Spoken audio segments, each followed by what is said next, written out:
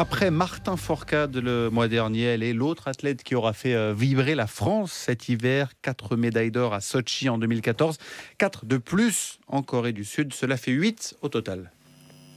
La Reine des Neiges est en train d'écrire un nouveau chapitre à sa légende.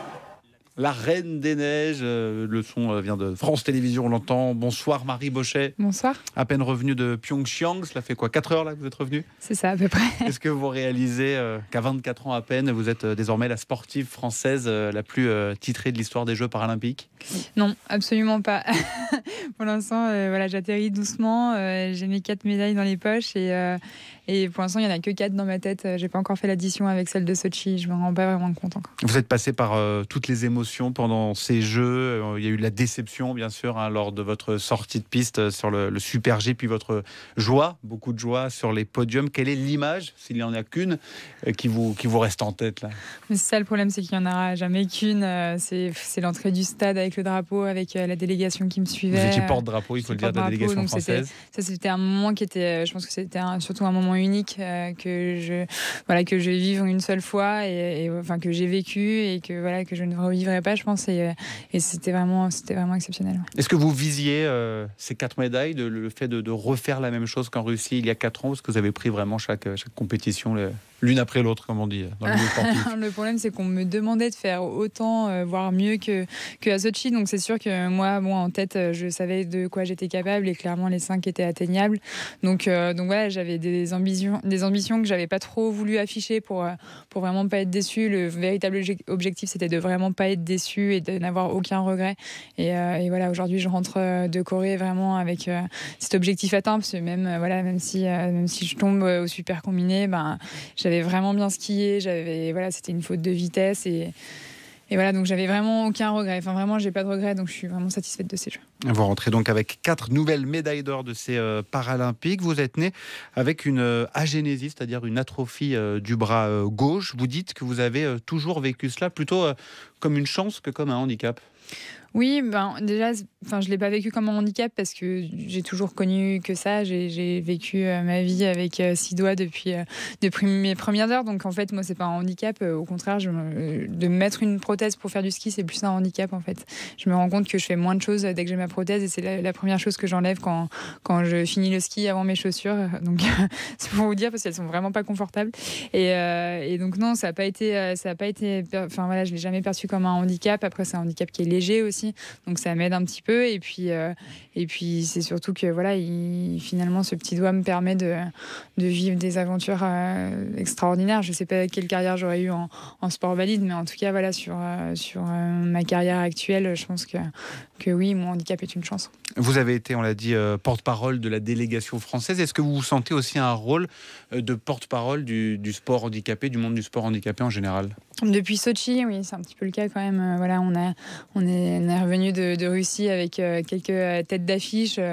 Voilà, dès qu'on est sportif médaillé d'or, en général, on a ce petit chapeau qui s'ajoute, mais ça se fait assez naturellement parce que voilà, je pense que tous les sportifs des Jeux paralympiques sont des personnes qui ont accepté leur handicap et qui sont justement des véritables ambassadeurs des bienfaits du sport pour les personnes en situation de handicap. Donc voilà, ça se fait très naturellement et c'est plutôt maintenant c'est plutôt devenu une volonté de pouvoir diffuser ce message, de se dire que voilà, le sport c'est avant tout une belle école de la vie, mais c'est surtout pour les personnes en situation de handicap je trouve une belle opportunité de surpasser ça, d'apprendre à se connaître, d'apprendre à connaître son corps et savoir que voilà, on peut quand même continuer à faire des choses et de jolies choses. On a diffusé hier un extrait d'entretien d'un entretien avec vous. Vous disiez justement que peut-être le sport, l'handisport n'était pas encore assez connu ou que les handicapés n'osaient pas forcément s'y mettre.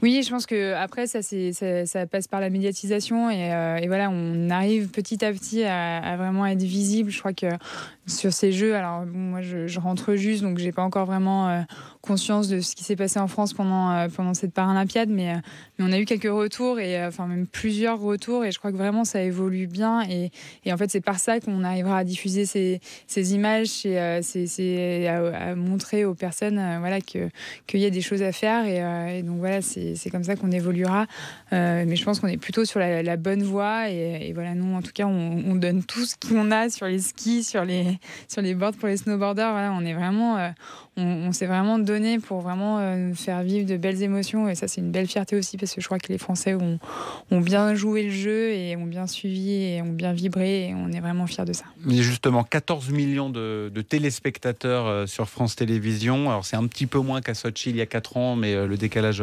horaire n'était pas très favorable, il faut le dire, cette année. Le coup de projecteur qu'on fait justement sur le handisport, c'est tous les 4 ans. Est-ce qu'il faut en faire plus, parce que voilà, on est, on va dire, condamné à avoir ce coup de projecteur tous les 4 ans. Est-ce qu'il y a d'autres missions à mener à chaque fois entre ces Jeux? Oui, c'est sûr que voilà, la lumière, elle est vraiment mise sur les Jeux paralympiques. Après, c'est le cas dans de nombreux sports, même valides. C'est vrai que c'est vraiment les Jeux qui offrent cette possibilité. Et voilà, c'est vrai que c'est toujours un peu frustrant pour nous, parce qu'on s'entraîne, on skie, on court tous les ans de la même façon, on met la même intention à chaque départ de compétition. Et voilà, donc en fait, les Jeux, tout est grand, tout est beau, tout est et filmé, tout est, voilà, c'est assez incroyable, mais c'est aussi voilà, c'est aussi ce qui fait l'exceptionnalité de cet événement, qui du coup voilà, nos performances, voilà, c'est 4 médailles d'or, 4 médailles en Coupe du Monde, ça n'a pas la même valeur non plus, donc voilà, mais c'est vrai que ça pourrait être une superbe évolution, qu'on ait un petit peu plus de suivi tout au long des saisons, et voilà, pour que les Français connaissent les sportifs avant les Jeux, et que du coup ils puissent suivre plus facilement ensuite. Alors, est-ce qu'il y aura d'autres médailles, parce qu'on lit un petit peu tout et son contraire là depuis ces dernières heures sur vos projets? Est-ce que vous serez aux Jeux paralympiques en Chine dans 4 ans? Je sème le doute. Non, je sais pas. En fait, vraiment, après Sochi, je me projetais vraiment facilement sur la Corée.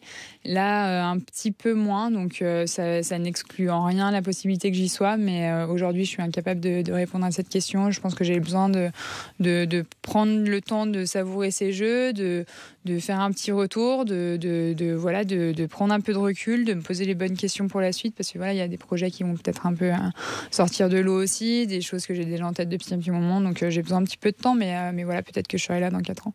Merci beaucoup Marie Bochet, on va vous laisser du temps. On rappelle que vous n'êtes revenue en France que depuis 4 heures, c'était votre première interview depuis votre retour en France. Merci beaucoup d'avoir été avec nous sur France Info. Merci à vous.